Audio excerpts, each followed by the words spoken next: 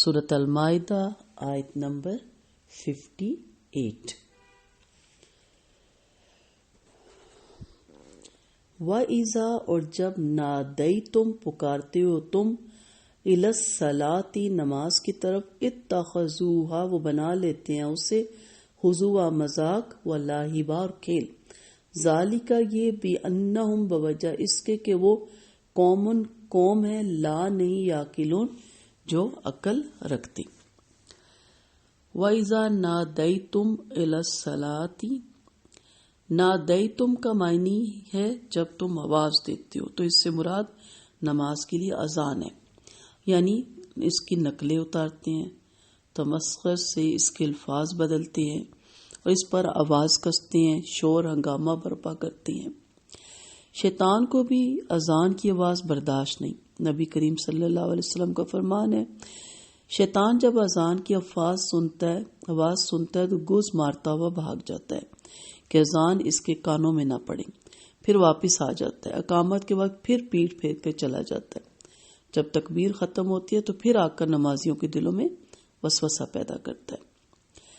نماز کے لیے آواز دینے کا ذکر قرآن مجید میں 2 جگہ آیا، ایک اس آیت میں، دوسرا سورۃ جمعہ میں۔ اسی ندا کو اذان کہتے ہیں، مگر پورے قرآن میں نہ اذان کا طریقہ بیان ہوا ہے، نہ اس کے کلمات اور نہ اس کے اوقات۔ یہ آواز کیسی دی جائے گی، اس کے لیے نبی کریم صلی اللہ علیہ وسلم سے رہنمائی لینا ہوگی۔ معلوم یہ ہوا کہ حدیث کے بغیر قرآن پر عمل ممکن ہی نہیں۔ اطیعوا اللہ و اطیعوا الرسول سورۃ نساء آیت نمبر 59 اور ان کنتم تحبون اللہ فاتبعونی سورۃ آل عمران آیت نمبر 31 کے تحت قرآن کے ساتھ حدیث پر عمل بھی واجب ہے، اس لیے اہل علم نے منکر حدیث پر کفر کا فتویٰ صادر فرمایا ہے۔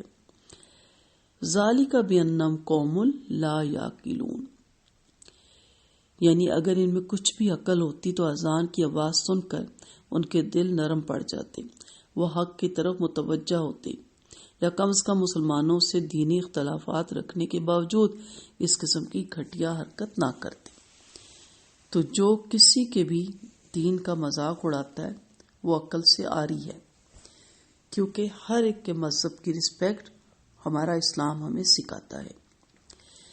مسلمانوں کے شعائر میں سے ایک شعائر ہے جس میں یہ اعلان کیا جاتا ہے کہ اللہ کے سوا کوئی الہ نہیں اور نبی کریم صلی اللہ علیہ وسلم اللہ کے رسول ہیں، اور یہ اعلان ہی دراصل تمام کافروں کا، خواہ وہ مشرک ہوں یا یہودیوں یا نصاراں ہوں، سب کے لیے دکھتی رکھ تھا، کیونکہ مشرکین تو اللہ کے صرف اکیلے الہ ہونے کے قائل نہ تھے، دوسرے آپ صلی اللہ علیہ وسلم کو اللہ کا رسول ماننے کو بھی تیار نہ تھے۔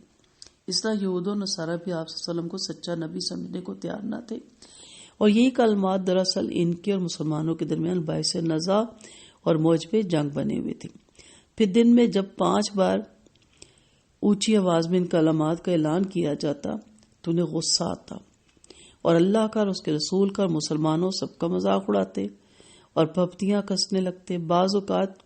بعض روایت میں آیا ہے کہ مدینہ میں ایک عیسائی تھا، جب وہ اشہد ان محمد رسول اللہ کے کلمات سنتا تو کہا کرتا تھا، یعنی جھوٹا جل کر تباہ ہو، قد خرق الکاذبہ، جھوٹا جل کر تباہ ہو، نعوذ باللہ۔ بد دعا کی یہ کلمات دراصل اس کے دل کی جلن کا مظہر تھی۔ اب اتفاق کی بات ہے کہ ایک رات ایک لڑکی اس کے گھر میں آگ لے کر آئی، وہ خود اور اس کے اہل خانہ سو رہے تھے، ندستہ طور پر وہ آگ کی چنگاری اس کے ہاتھ سے گر گئی، جس سے سارا گھر اور گھر والے بھی جل گئے۔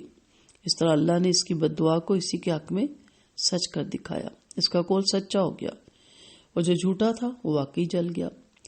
نیز ایک اور واقعہ بھی صحیح روایت میں منقول ہے، وہ یہ ہے کہ فتح مکہ کے بعد جب نبی کریم صلی اللہ علیہ وسلم حنین سے واپس آ رہے تھے تو راستے میں سیدنا بلال رضی اللہ عنہ نے اذان کی، چند نوجوانوں نے اذان کے کلمات کی ہنسی اڑائی، اس کی نقل اتارنے لگے۔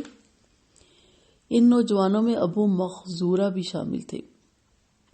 آپ صلی اللہ علیہ وسلم نے ان کو اپنے پاس بلایا اور اسلام کی دعوت پیش کی۔ ابو مخزورہ کے دل میں اللہ نے اسلام ڈال دیا، خوش آواز تھے، لہٰذا آپ صلی اللہ علیہ وسلم نے انہیں مکہ کا مؤذن مقرر فرما دیا۔ اس طرح اللہ کی قدرت سے نقل اصل بن گئی. مسلم اور ترمذی، نسائی، احمد اور ابو داؤد میں یہ ساری روایت آپ کو مل جاتی ہیں. یہاں کہنے کا مدعا کیا ہے کہ وہ لوگ تو اس وقت مذاق اڑاتے تھے نا جب نماز کے لیے پکارا جاتا تھا اور عقل سے کام نہیں لیتے تھے. آج کے مسلمان جس طرح اذان کا مذاق اڑاتے ہیں اور نماز کا کفار کو بھی پیچھے چھوڑتے ہیں. ہماری خواتین اذان کی آواز سن کے دوپٹے سروں پہ لے لیتی ہیں اور اذان ختم ہوتی ہے فوراً دوپٹے اتار دیتی ہیں.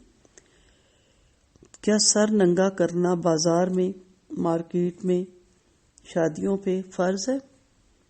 نہیں، سر ڈھانپنا فرض ہے، لیکن ننگا رکھا جاتا ہے. شانوں پہ بال بکھیرے ہوتے ہیں، سی تھرو کپڑے پہنے ہوتے ہیں اور ٹائٹ، اور جیسی اذان کی آواز آتی ہے سر پہ دوپٹے رکھ لیتی ہیں. کوئی کونا رکھتا ہے، کچھ کی پنیں لگی ہوتی ہیں تو ساتھ والی دوست کیا لے کے سر پہ کونا رکھ لیتی ہے. اوکے، جیسی اذان ختم ہوتی ہے اتار دیتی ہے. دوسرا کیا ہوتا ہے؟ دوسرا ڈیک چل رہا ہوتا ہے، گانے چل رہے ہوتے ہیں، اور کوئی غلطی سے کہہ دی کہ اذان ہو رہی ہے، کسی کو آ جائے آواز تو پھر اس کو بند کر دیا جاتا ہے، اور بس پریشان ہو رہے ہوتے ہیں کہ کس وقت یہ اذان کا سلسلہ ختم ہو اور ہم فوراً ڈیک لگائیں. کیا اذان اس لیے تھی کہ اس کے بعد ڈیک لگا لیں؟ نہیں، اذان تو اس لیے تھی کہ وضو کریں اور جماعت کی طرف جائیں، مسجد کی طرف جائیں، خواتین نماز کی طرف جائیں. نہیں، اس کے بعد ڈانس کی طرف چلے جاتے ہیں. استغفر اللہ، نعوذ باللہ. یہ سب کیا ہے؟ یہ سب یہی ہے. ہم ان سے کیا کہیں گے؟ آج ہم نے خود اپنی اذان کا، اپنی نماز کا، اور نماز منکرات سے روکتی ہے، بے حیائی سے روکتی ہے، روک نہیں دیتی، روکتی ہے. آج ہم سب کچھ کر رہے ہیں نماز پڑھ کے، ہم نماز کا اصل میں مذاق اڑا رہے ہیں. اور اب تو کچھ ایسی کلپ آئے، پکڑے بھی گئے وہ نوجوان اور بزرگ کہ باقاعدہ جانماز پہ نماز کو ڈانس کی صورت میں ادا کیا گیا، اور جو باقی اہل مجلس ہے وہ کہہ کے لگا رہے تھے. استغفر اللہ. یہ دن بھی ہم نے دیکھنے تھے تو پھر ہم کفار مکہ یا اہل کتاب یا مدینہ کے یہودیوں یا نصارہ کو یا منافقین کو کیا کہیں؟ ہم نے تو ان کو بھی پیچھے چھوڑ دیا ہے. اللہ ہم سب کو ہدایت دے.